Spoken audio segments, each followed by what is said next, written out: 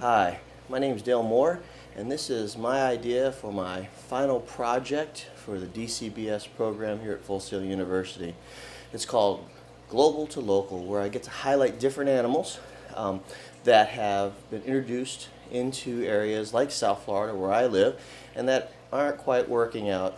Kind of like my friend here, the African cichlid, but that's a different story I want to tell. The one I'd like to tell is about the lionfish, and I don't mean the latest software update from Apple either. The lionfish came from different parts of Asia. They have a ferocious appetite, and they've come here through the pet trade mostly, and they were sold here as beautiful pets. And they get quite large, up to about a foot in length, and they can eat everything in sight.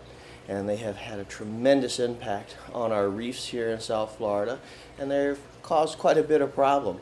And most people don't realize what happens when they get these kind of animals. You have beautiful fish like our cichlids here who have good size to them, but most of your fish in your tanks at home are a little bit smaller and a lot more expensive. And when you put that beautiful lionfish in there, guess what? They get an expensive seafood meal. So I want to highlight how these animals are, not just in the wild, but how they've introduced into the pet trade. Their beauty is one thing, but it also is a function of reality for them. They have no predators here. They are venomous in several of their spines. It's like a really nasty bee sting from what I understand. And they've really invaded our reefs here in South Florida.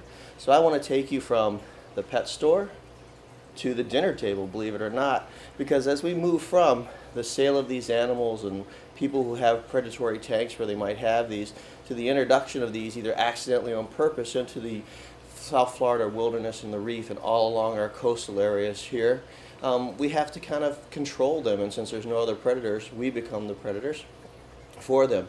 And some people just kill them, bag them and tag them, so to speak. And there's also an initiative to eat them. I've tried it. It's actually really good. So I plan on presenting that from tank to the table with a wonderful ceviche recipe that I've learned.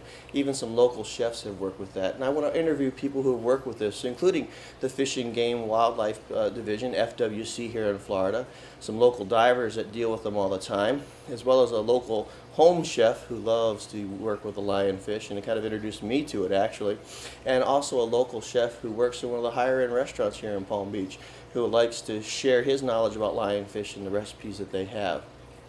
And from there, I hope to show this understanding of these animals and the relationship that we have with them, that beauty doesn't always mean best for us. We like to look at them.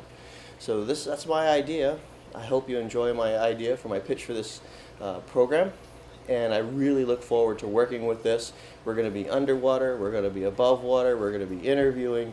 I hope to bring you a nice, lighthearted look, hopefully, at a really major problem that we have. So thank you for your time, and have a wonderful day.